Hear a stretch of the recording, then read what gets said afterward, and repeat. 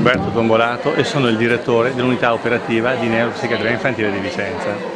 Abbiamo organizzato questo convegno assieme alla scuola e alle famiglie perché ci interessa creare un ambiente salutare dentro il quale far vivere i soggetti con autismo.